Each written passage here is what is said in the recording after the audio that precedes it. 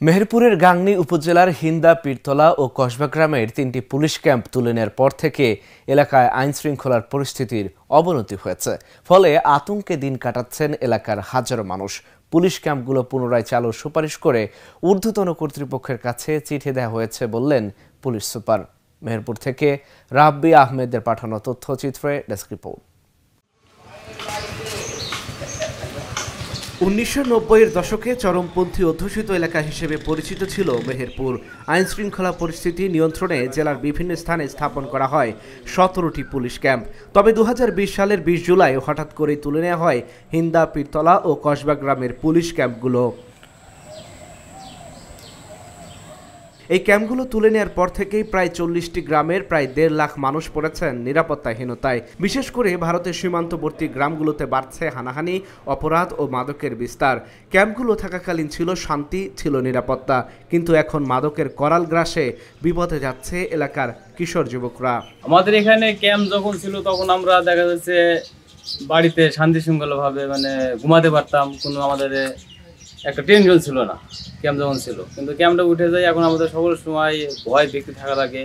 যেমন বাজারে আমরা দোকান ধরি, বাড়িতে আরামে যাই ঘুমাইতাম, কিন্তু এখন বাজার দোকান বন্ধ করে দিয়ে দেখা যাচ্ছে আমাদের টেনশন থাকা লাগে। সামনে আমাদের ইউনিয়ন কাজীপুর, এখান থেকে 2 কিলো দূর, ওইখান থেকে যত আপনার মালামাল সরবি আসে, পার হয়, আসে মাদুর আসে, এমনভাবে আসে নিয়ন্ত্রণ বাইরে। এই নতুন সরকার আসাতে কাকে বলি নজিরবিহীন এরকম আমার বয়স 62 বছর, আমি দেখি নাই যে মাদক দ্রব্য এরকম ভাবে আসে যায় ওপেন ভাবে। কেউ কিছু বলার না, কেউ বলতেও পারে না, কেউ কইতেও পারে না। মাদকের যে ব্যাপারটা প্রচুর পরিমাণে বর্তমান সময়ে, এমনকি আমাদের এলাকার ছেলেরাও এখন যে গাঁজা, ইয়াবা, ট্যাবলেট এই সেবন এগুলো গ্রহণ করে থাকে।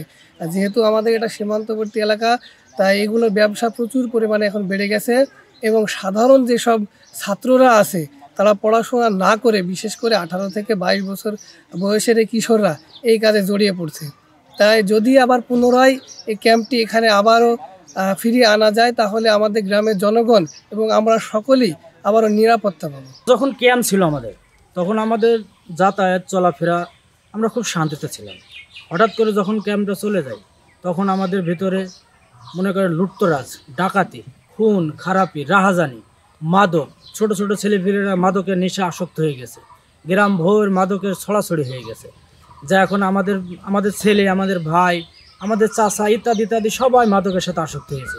যদি আমাদের এই ক্যাম্পটা থাকতো তাহলে এইগুলো আর হতো না। যুব সমাজ একদমই ধ্বংসের দ্বার প্রান্তে। যদি এই যুব সমাজকে বাঁচাতে হয় বা এই এলাকাটাকে নিরাপদে রাখতে হয়, তাহলে আমাদের ক্যাম্পটা খুবই জরুরি, ক্যাম্পটা আসার দরকার। কাজীপুর ইউনিয়ন ভারতের সীমান্ত ঘেঁষা এলাকা। যখন পীরতলা ক্যাম্পটি ছিল তখন সীমান্ত এলাকার অপরাধ কমে গিয়েছিল। ক্যাম্প তুলে নেওয়ার পর এখন আবার চোরাকারবারিরা সক্রিয় হয়ে উঠেছে বলে জানালেন স্থানীয় চেয়ারম্যান। এখন এই ক্যাম্পটা অনুপস্থিতির কারণে এই রুটটা হয়ে গেছে মাদক কারবারি এবং ছিনতাইকারীদের অভয়ারণ্য। পীরতলা ক্যাম্পটা যখন ছিল তখন আমাদের এই এলাকাটা সবসময় ক্যাম্পের নজরদারিতে থাকতো, যার কারণে মাদক ব্যবসায়ীরা আতঙ্কে থাকতো এবং অনেকাংশে মাদক নিয়ন্ত্রিত ছিল। এখন শুধুমাত্র একটা ক্যাম্প ভবানীপুরে আছে, যেখানে প্রায় 10 কিলোমিটার দূর সীমান্তবর্তী এলাকা থেকে। এখান থেকে স্বল্প জনবল নিয়ে এই এলাকাটা রিকভার করা অত্যন্ত কঠিন। সুতরাং আমার প্রশাসনের কাছে দাবি থাকবে যে এনিহাও আমরা যদি পীরতলা ক্যাম্পটা আবার চালু করতে পারি, তাহলে মাদকের যে বিস্তৃতি আমাদের এলাকায়, এই বিস্তৃতি থেকে অনেকাংশেই আমরা নিয়ন্ত্রণ করতে পারবো বলে আমি মনে করি।